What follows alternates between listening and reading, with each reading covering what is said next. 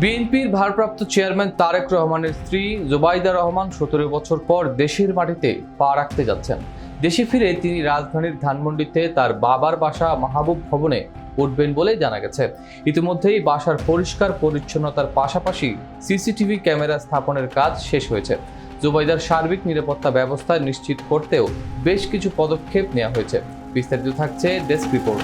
মঙ্গলবার বিএনপির মিডিয়া সেলের সদস্য আতিকুর রহমান রুমন সাংবাদিকদের জানান, জুবাইদা রহমানের নিরাপত্তার বিষয়টি সর্বোচ্চ গুরুত্ব দিয়ে দেখা হচ্ছে।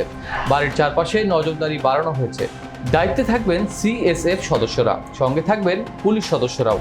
তবে দলের ভারপ্রাপ্ত চেয়ারম্যান তারেক রহমান নিরাপত্তার ব্যবস্থা করতে গিয়ে যেন এলাকাবাসীর কোনো ধরনের অসুবিধা না হয় সে বিষয়ে কঠোরভাবে নির্দেশ দিয়েছেন।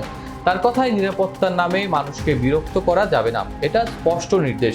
জুবাইদা রহমানের যাতায়াত ও নিরাপত্তার জন্য পৃথক যানবাহনের ব্যবস্থাও করা হয়েছে।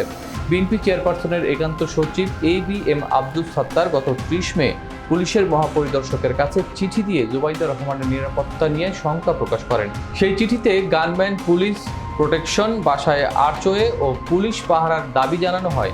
এরপরই পুলিশ ও গোয়েন্দা সংস্থার কয়েকজন কর্মকর্তা মাহবুব ভবন পরিদর্শন করে নিরাপত্তার ব্যবস্থার খুঁটিনাটি পর্যালোচনা করেন।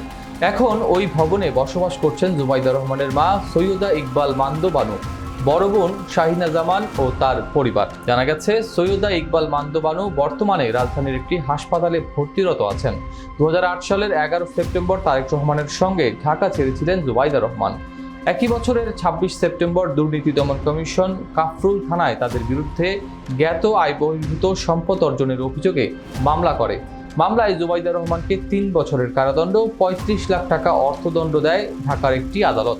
তবে গত বছর ছাত্র জনতার অভ্যুত্থানে শেখ হাসিনা সরকারের পতনের পর তার সেই সাজা স্থগিত করা হয়।